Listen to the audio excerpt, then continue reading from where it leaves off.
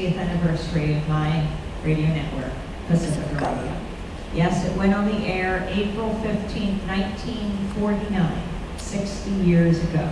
The first Pacifica station, KPFA.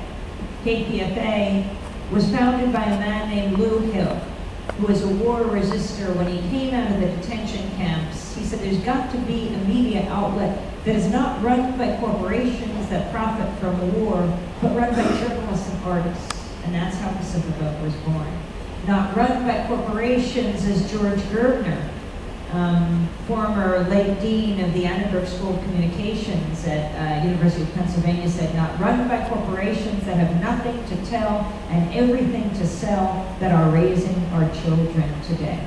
So that was KPFA. On April 24th, I was in Los Angeles celebrating the golden anniversary, 50 years of KPFK in Los Angeles. It goes right down to the Mexican border. My station is WBAI, founded in 1960. WPFW in Washington is 1977. And the fourth of the five stations, KPFT in Houston, went on the air 39 years ago, and within the first months of operation, well, it's the only radio station in the country whose transmitter was blown up, blown to smithereens. The Klan strapped dynamite to the base of the transmitter. And, I mean, the silver lining was that obviously Pacifica didn't have money for advertising. It certainly blew it into the consciousness of the potential listening audience of Houston. And right when they got back on their feet, and they built a new transmitter, the Klan blew it up again. But it still was restored, and it is here 39 years later.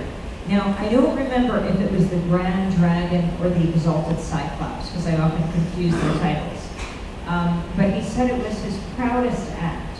I think because he understood how dangerous independent media is. Dangerous because it allows people to speak for themselves.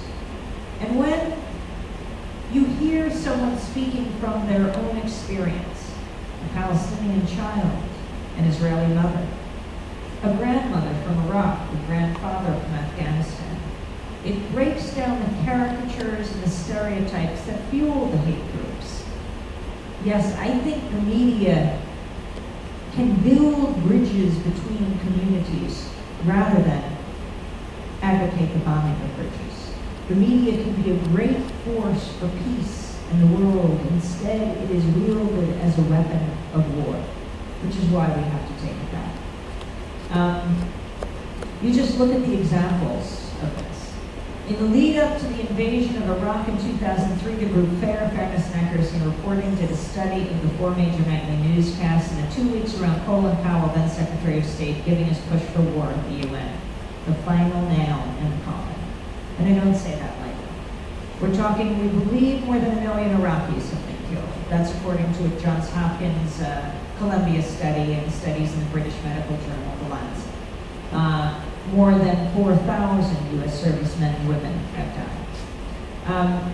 So that 2-week period, a month before the invasion, 5 weeks before, is so critical. As Noam Chomsky says, it's the media manufacturing consent for war. FAIR looked at ABC World News Tonight, CBS Evening News, ABC Nightly News, and the PBS NewsHour with Jim Rare. In that 2-week period, there were 393 interviews done around the war. Guess how many were with anti-war leaders? 0. 3. 2 underestimate, 3 at Democracy Now! Listener or viewer.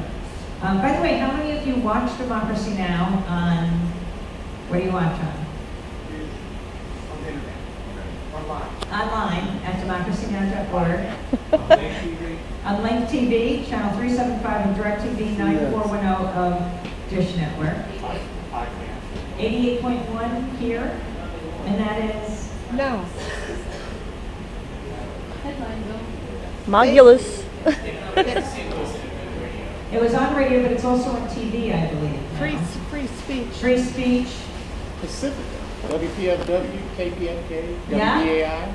But we're asking here in St. Louis. I listen to them here in St. Louis. So I think it's on public access TV every day. Maybe it's 6, is it? Used to be. KDH on channel 22. So, but let me say, saying, you can bring us to your public radio or public television station. It is remarkable how Democracy Now! Has grown. From the first 1996 early daily election show on public broadcasting on a few dozen community radio stations, now it's our 13th anniversary.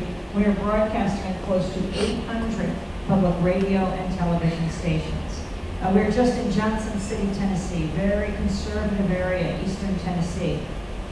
And we broadcast on the big NPR station now. The general manager introduced me and said, having Democracy Now! On our airwaves is like having Car Talk on every day.